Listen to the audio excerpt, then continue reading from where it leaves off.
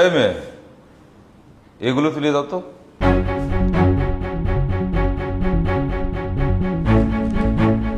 এই কলম কি তো বাপু উঠিয়ে দিয়ে যাবে?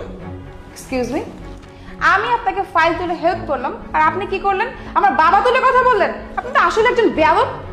কেন? তোর মতো একটা আনকালচার মানুষের সাথে কিভাবে কথা বলতে হবে? তো নিশ্চয়ই ইন্টারভিউ দিতে আসছিস। আমি কেন এখানে এসেছি এটা কি আপনাকে বলতে হবে? আপনি আমাকে একটা কথা বলেন, আপনি কোন ডিপার্টমেন্টে আছেন? আমি কোন ডিপার্টমেন্টে আছি তোর জেনে লাভ নেই। বাই দ্য ওয়ে, তুই কিন্তু অনেক সুন্দর। শুনুন, আপনি কিন্তু আপনার সীমা অতিক্রম করছেন। তুই যেরকম দেখতে সেক্সি, তোর জন্য কিন্তু সীমা অতিক্রম করাই যায়।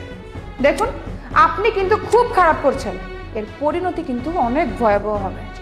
এই, তুই কি জানিস আমি কে? আমি যদি চাই তোর কিন্তু চাকরি হবে না। কেন? আমি এই কোম্পানিতে চাকরি পাবো না কেন?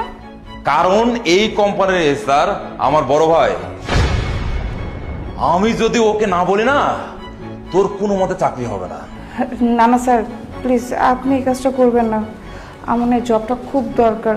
আমি আপনার কাছে হাত জোর করে অনুরোধ করছি, আপনি আমাকে এই চাকরিটা পেতে হেল্প করুন প্লিজ। সেবার লাইনে আসছিস, যা। এ দাঁড়া, কলমটা উঠিয়ে দিয়ে যা।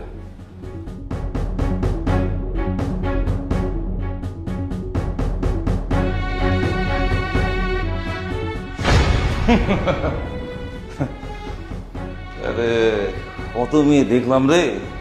পাওয়ার ভাইকে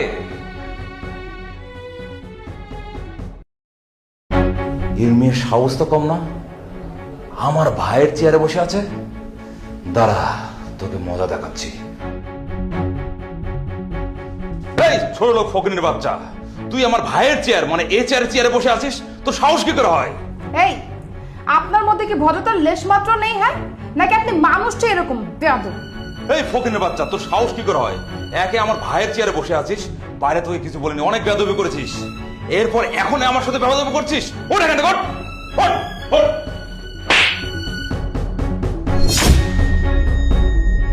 এই তুই কি করলি? তুই আমার